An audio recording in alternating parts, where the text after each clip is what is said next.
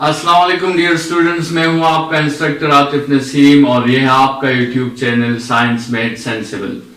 आज के लेक्चर में हमने स्केलर प्रोडक्ट को कंटिन्यू करना है और कल का लेक्चर हमने इस पे खत्म किया था कि scalar product is a multiplication of parallel vectors. ठीक है, तो scalar product is a multiplication of two parallel vectors. Scalar product का मतलब ये है कि दो ऐसे वेक्टर्स को मल्टीप्लाई करना जो आपस में पैरेलल हो। तो अगर दो वेक्टर्स आपस में पैरेलल है तो आप उनको मल्टीप्लाई करके स्केलर प्रोडक्ट का रिजल्ट फाइंड कर सकते हैं। लाइफ इज इजी, आपके साथ क्वेश्चन सॉल्व हो गया। आपने क्या करना है, ए का मैग्नीट्यूड लेना है और बी का मैग्नीट्यूड लेना है और आपने आपस में उसको मल्टीप्लाई कर देना है, तो आपके साथ स्केलर प्रोडक्ट का रिजल्ट आ जाएगा।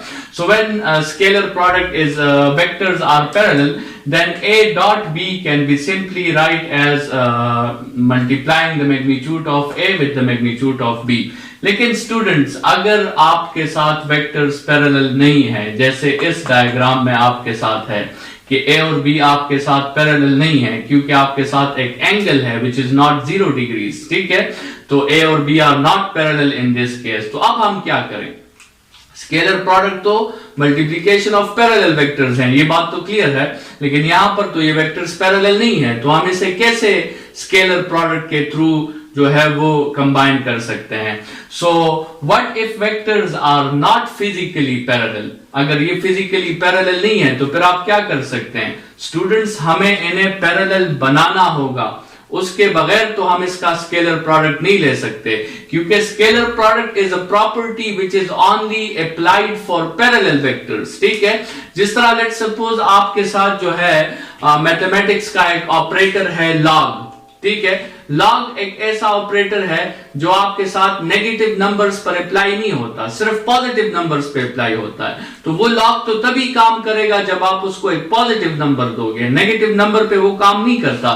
तो इसी तरह ये जो स्केलर प्रोडक्ट का जो ऑपरेटर है फिजिक्स में, ये सिर्फ पैरेलल वेक्टर्स पर अप्लाई करता है। ठीक है, अगर आप इसको पैरेलल वेक्टर्स दोगे तो ये रिजल्ट निकाल के दे देगा, लेकिन अगर आप इसे अनपैरेलल वेक्टर्स दोगे तो फिर ये जो है आपके साथ रिजल्ट नहीं निकालेगा। आपने उन वेक्टर्स को सबसे पहले, अगर वो फिजिकली पैरेलल नहीं भी है, आपने उनको लॉजिकली पैरेलल बनाना है, तभी आप उसका डॉट प्रोडक्ट निकाल सकते हैं। स्टूडेंट्स, लॉजिकली पैरेलल का क्या मतलब है? ये लॉजिकली पैरेलल का टेक्निक हम यूज करेंगे with the help of resolution of vectors. Resolution of vectors के हेल्प से हम जो है एक ऐसा मैकेनिज्म बनाएंगे जिसमें ये दो वेक्टर्स जो फिजिकली तो पैरेलल नहीं है, लेकिन ये लॉजिकली आपके साथ पैरेलल हो जाएंगे। देखें हम क्या करते हैं स्टूडेंट्स। रिजोल्यूशन ऑफ वेक्टर्स अगर आपको क्लियर नहीं है तो मैं इस वीडियो के डिस्क्रिप्शन में रिजोल्यूशन ऑफ वेक्टर्स का जो लिंक है वो मैं प्रोवाइड कर दूंगा। इससे पहले वो लेक्चर देखना आपके लिए जरूरी है, क्योंकि यहां पर जो है इसका यूज आ रहा है, तो वो लेक्चर आप पहले जरूर देखें। मैं डिस्क्रिप्शन में इसका लिंक दे दूंगा। स्टूडेंट्स, ये आपके साथ वो वेक्टर्स हैं ए और बी, और हमने ए डॉट बी फाइंड करना है।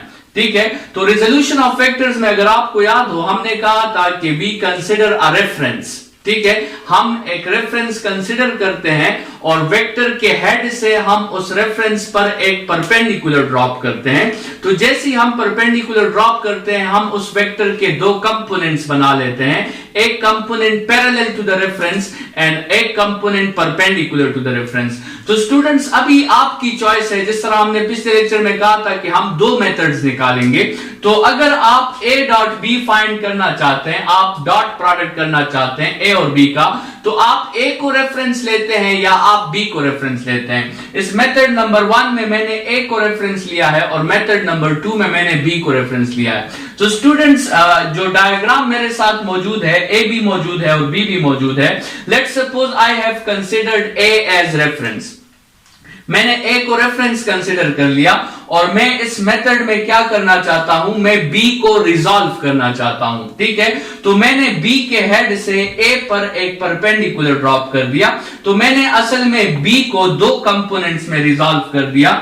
एक वो कंपोनेंट है जो मेरे रेफरेंस को, जो a है मेरा रेफरेंस, उसको पैरेलल है और दूसरा वो कंपोनेंट है जो मेरे रेफरेंस को परपेंडिकुलर है। तो मैंने असल में क्या किया, मैंने बी को रेक्टेंगुलर कंपोनेंट्स में रिजॉल्व कर दिया।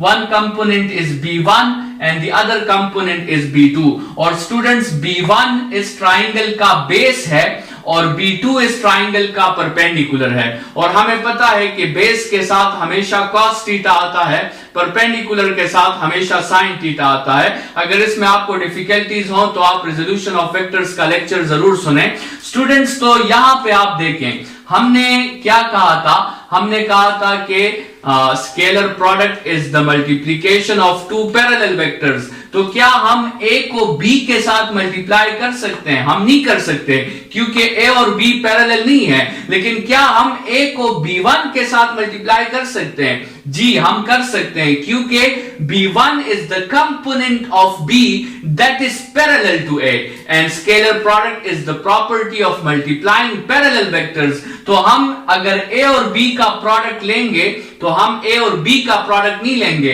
बल्कि हम सिर्फ a और b1 का प्रोडक्ट लेंगे, क्योंकि b का जो पैरेलल कंपोनेंट है a के साथ हम सिर्फ वही कंसीडर करेंगे।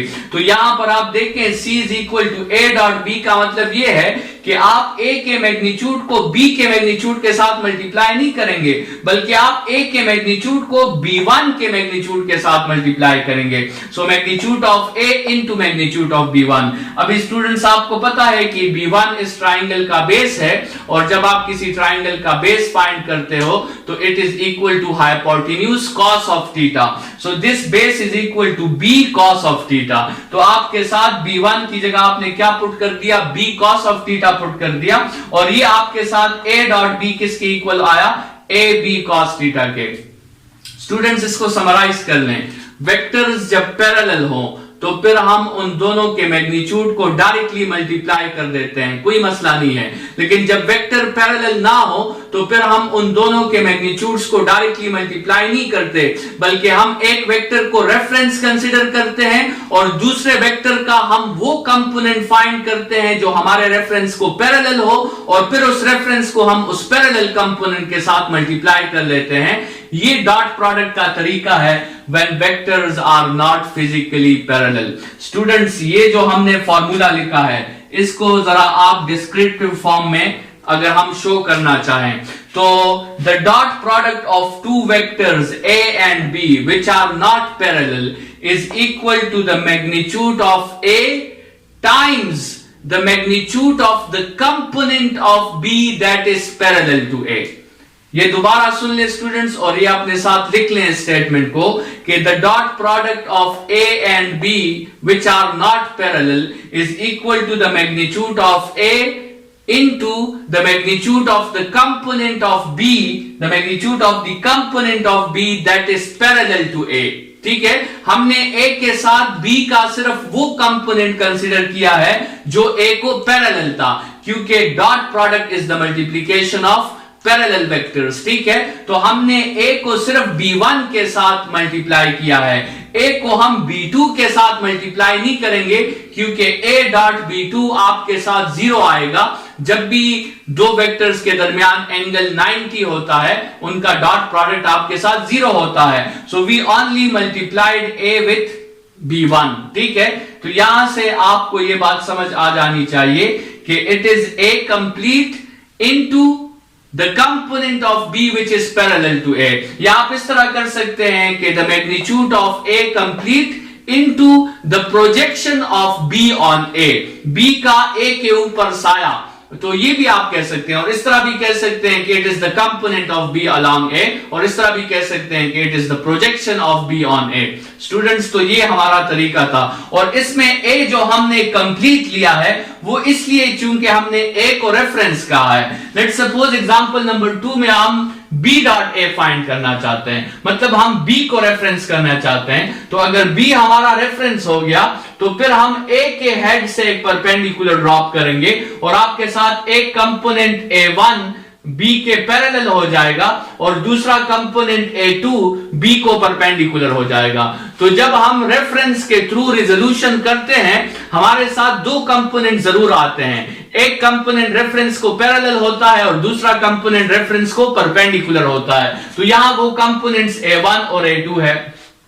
तो स्टूडेंट्स आप B को A के साथ मल्टीप्लाई नहीं कर सकते क्योंकि वो पैरेलल नहीं है। आप B को सिर्फ मल्टीप्लाई करेंगे A1 के साथ। तो यहां पर B डॉट A का मतलब यह है कि B को आपने कंप्लीट लेना है और A का वो कंपोनेंट आपने लेना है जो B को पैरेलल हो, and that component here in our diagram is A1 and A1 is the base of the triangle and the base of the triangle is equal to hypotenuse cos of theta। तो आपके साथ A1 की value जो है वो A cos of theta आ जाएगी। तो अगर आप A dot B फाइंड करेंगे तो it is complete A and the projection of B on A, और अगर आप B dot A फाइंड करेंगे तो it is complete B and the projection of A on B। ठीक है, तो ये दोनों आपके साथ दो तरीके हैं उस वक्त डॉट प्रोडक्ट फाइंड करने के जब वो वेक्टर्स आपस में पैरेलल ना हो, और जब वेक्टर्स पैरेलल हो फिर तो कोई मसला ही नहीं है, फिर दोनों के मैग्नीट्यूड्स को आप डायरेक्टली मल्टीप्लाई कर लें। और ये वो केस है जिसमें आपके साथ डॉट प्रोडक्ट का रिजल्ट सबसे मैक्सिमम होता है। जब वेक्टर्स पैरेलल नहीं होते तो डॉट प्रोडक्ट का रिजल्ट कम हो जाता है, और डॉट प्रोडक्ट का रिजल्ट सबसे मैक्सिमम तब होता है जब वो दोनों वेक्टर्स आपस में पैरेलल होते हैं। स्टूडेंट्स यहां से आपको पता चल गया कि अगर आप A डॉट B करते हो या आप B डॉट A करते हो आपके साथ दोनों से आंसर सेम आता है। इस प्रॉपर्टी को और इस तरह कुछ और प्रॉपर्टीज को हम प्रॉपर्टीज ऑफ स्केलर प्रोडक्ट में अभी डिस्कस करने वाले हैं। तो सबसे पहले स्केलर प्रोडक्ट की प्रॉपर्टी है कि स्केलर प्रोडक्ट इज कम्यूटेटिव। अगर आप A डॉट B फाइंड करोगे या B डॉट A फाइंड करोगे दोनों से आपका आंसर सेम होगा, लेकिन टेक्निक दोनों की डिफरेंट है। A डॉट B का मतलब यह है कि A को आपने कंप्लीट लेना है और B का कंपोनेंट लेना है, और B डॉट A का मतलब यह है कि B को कंप्लीट लेना है और A का कंपोनेंट लेना है। ठीक है, तो अगर आप A डॉट B करेंगे तो आप असल में A इंटू B1 करेंगे जो A into B cos theta की इक्वल है। अगर आप B डॉट A करेंगे तो B इंटू A1 करेंगे जो B into A cos theta की इक्वल है। लेकिन चूंकि A और B दोनों रियल नंबर्स हैं तो उनका प्रोडक्ट तो होता ही कम्यूटेटिव है। आप 3 मल्टीप्लाई बाय 4 करें या 4 मल्टीप्लाई बाय 3 करें एक ही रिजल्ट आपके साथ आता है। तो इसलिए अगर आप A डॉट B करें या B डॉट A करें आपके साथ सेम ही रिजल्ट आएगा। This means scalar product is commutative. ठीक है, एक दूसरी प्रॉपर्टी जिसको हम पैरेललिज्म प्रॉपर्टी कहते हैं, जिनको हमने केसेस में भी एक्सप्लेन किया था जब हम C का ताल्लुक देख रहे थे थीटा के साथ, तो वहां पे हमने कहा था कि जब दो वेक्टर्स आपस में जीरो एंगल से होते हैं तो उस वक्त स्केलर प्रोडक्ट सबसे मैक्सिमम होता है, और ये बात हमने यहां पे भी डिस्कस कर ली। तो इस प्रॉपर्टी को हम पैरेललिज्म प्रॉपर्टी कहते हैं। मतलब पैरेललिज्म प्रॉपर्टी का स्टेटमेंट ये है कि when vectors are parallel their scalar product is maximum and that scalar product is equal to C is equal to AB, क्योंकि cos ऑफ 0 1 के इक्वल है।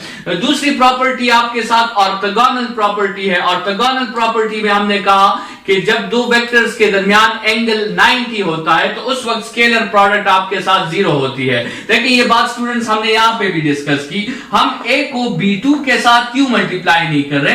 क्योंकि ये दोनों परपेंडिकुलर है, इनका स्केलर प्रोडक्ट 0 है, इनको लिखने की जरूरत ही नहीं है, तो हम सिर्फ A को B1 के साथ लिखते हैं। तो this property is called orthogonal property. When vectors are perpendicular to each other their scalar product should be 0। और ये बहुत इंपॉर्टेंट प्रॉपर्टी है एंट्री टेस्ट के लिहाज से भी।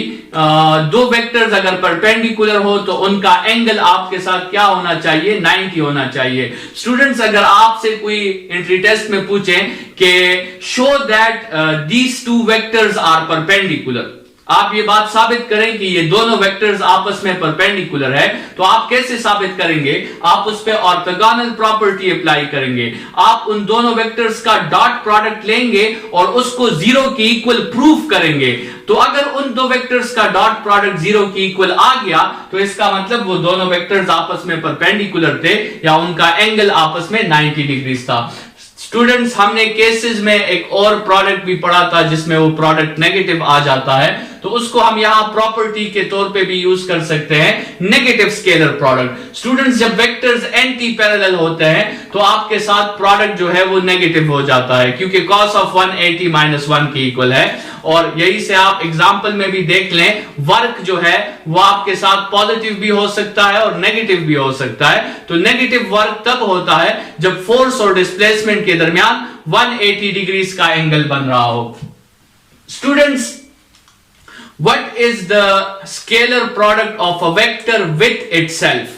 The scalar product of a vector with itself. So the scalar product of a vector with itself is equal to the square of its magnitude. The scalar product of a vector with itself is equal to the square of its magnitude. इसको आप आसानी से साबित कर सकते हैं, a dot a is equal to a magnitude और cos of 0.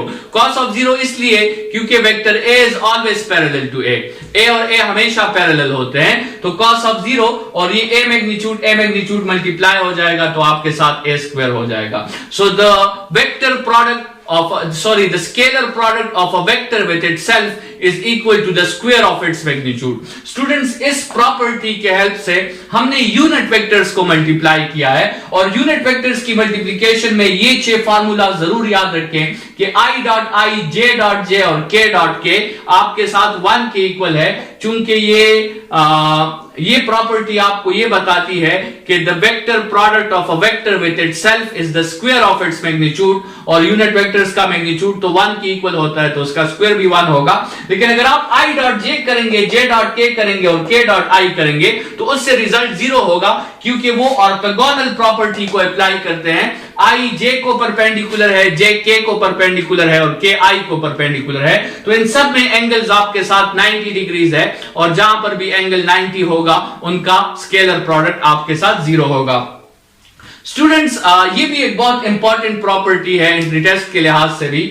आपको अगर वेक्टर a 3 डायमेंशनल फॉर्म में गिवन हो, axi unit vector plus ayj unit vector plus azk unit vector, और b भी आपको कंपोनेंट्स के फॉर्म में गिवन हो, bxi unit vector plus byj unit vector plus bzk unit vector, और आपसे कहा जाए कि इसका डॉट प्रोडक्ट फाइंड करें, तो फिर आप ये फॉर्मूला यूज कर सकते हैं, a dot b is equal to ax bx plus ay by plus az bz। ठीक है, तो ये भी एक बहुत इंपॉर्टेंट फॉर्मूला है डॉट प्रोडक्ट में, वो आप यूज कर सकते हैं। आपने जो है i डॉट i तो वैसे भी 1 की इक्वल है, तो सिर्फ ax को bx के साथ मल्टीप्लाई कर दिया, ay को by के साथ मल्टीप्लाई कर दिया, az को bz के साथ मल्टीप्लाई कर दिया। इन मल्टीप्लिकेशंस में साइन का खास ख्याल रखें, साइन के मुताबिक मल्टीप्लिकेशन करें। जब भी हम अलजबरा में या मैथ्स में दो टर्म्स को मल्टीप्लाई करते हैं तो हम सबसे पहले साइन को मल्टीप्लाई करते हैं, फिर नंबर को मल्टीप्लाई करते हैं, फिर वेरिएबल को मल्टीप्लाई करते हैं। तो इन मल्टीप्लिकेशंस में आपसे साइन की गलती नहीं होनी चाहिए।